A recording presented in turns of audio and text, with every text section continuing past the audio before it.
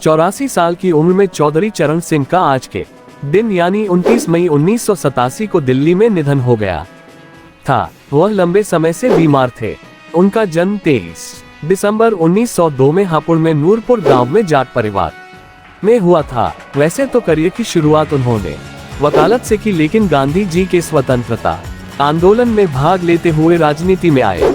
चरण सिंह ने अपने जीवन में कई दल बनाए और तोड़े। वो सादगी पसंद थे। उन्हें कई बातें सख्त नापसंद थीं, जिसमें एक ये थी कि वह शराब पीने वालों को बिल्कुल पसंद नहीं करते थे। वो फिजूल खर्ची जरा भी बर्दाश्त नहीं करते थे। क्रिकेट और फिल्मों से सख्त नफरत थी। शराब से तो दूर रहते ही थे। अगर उन्हें मालूम भी हो जाए कि अमुक शख्स शराब का सेवन करता है, वो उससे कभी बात करना भी पसंद नहीं करते थे। चरण सिंह के बारे में कहा जाता है कि अगर वो जानते कि आपका शराब से कोई ताल्लुक है तो वो कभी ऐसे व्यक्ति से बात करना क्या पास फटकने भी नहीं देते थे। वह इसे बहुत खराब और जीवन को बर्बाद करने वाली चीज मानते थे। उनका जीवन सादगी वाला था। जीवन भर घर का और पत्नी का बना सादा खाना ही खाया। पैसे की फिजूल खर्ची कतई बर्दाश्त नहीं कर पाते थे। फिजूल खर्ची कतई बर्दाश्त नहीं थी।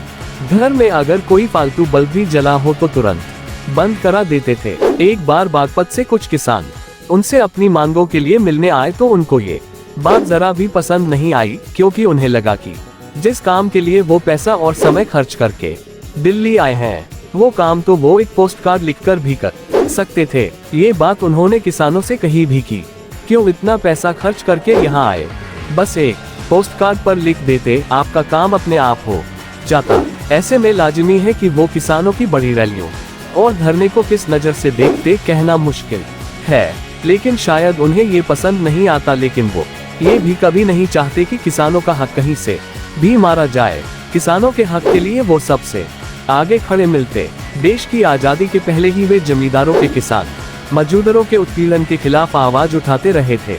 वे किसानों की समस्याएं सुनकर बहुत द्रवित हो जाया करते थे और कानून के ज्ञान का उपयोग वे किसानों की भलाई के करते दिखाई देते रहे थे। किसानों के लिए नेहरू तक से भिड़ गए।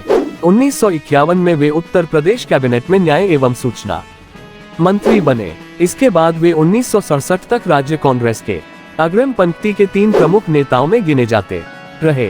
भूमि सुधार कानूनों के लिए काम करते रहे। किसानों के लिए उन्होंने 1959 के नागपुर कांग्रेस अधिवेशन में पंडित नेहरू तक का विरोध करने से गुरेज नहीं किया। फिल्मों से नफरत थी। चौधरी चरण सिंह को फिल्मों से नफरत थी। उन्होंने शायद अपने जीवन में कभी कोई फिल्म देखी भी नहीं। वो इसे समय की बर्बादी मानते थे और शायद सांस्कृतिक तौर पर भी पसंद नहीं करते थे। फिल्में वगैरह देखने से उनका दूर दूर का वास्ता नहीं था। वो ये भी पसंद नहीं करते थे कि उनके परिवार के लिए कभी पिक्चर हॉल कोई मूवी देखने जाएं। क्रिकेट भी पसंद नहीं करते थे। चौधरी चरण सिंह को क्रिकेट से भी नफरत थी। इसे उन्होंने सार्वजनिक तौर पर जाहिर भी किया। एक बार उन्होंने कहा, रेडियो पर क्रिकेट की रनिंग कमेंट्री को बंद करवा देना चाहिए। ये 5-5 दिन तक लोगों को निठल्ला और बेकार बनाए रखता है। देश के लोगों के कामकाज पर यह बहुत बुरा असर डालता है। उनके समय में केवल टेस्ट क्रिकेट होता था, जो 5 दिनों तक खेला जाता था। इसके बाद अक्सर टेस्ट मैच ड्रॉ हो जाते थे। जहाज में उड़ने के खिलाफ थे। वो आमतौर पर मामूली सी एम्बेसडर कार में चला करते थे। जहाज पर उड़ने के खिलाफ थे। जब प्रधानमंत्री बने तब भी ट्रेन से ही लखनऊ जाया करते थे। कांग्रेस से अलग होकर पहली गैर कांग्रेसी सरकार यूपी में बनाई। चौधरी चरण सिंह ने साल 1967 में कांग्रेस से खुद को अलग कर लिया और वे उत्तर प्रदेश के पहले गैर कांग्रेसी मुख्यमंत्री बने।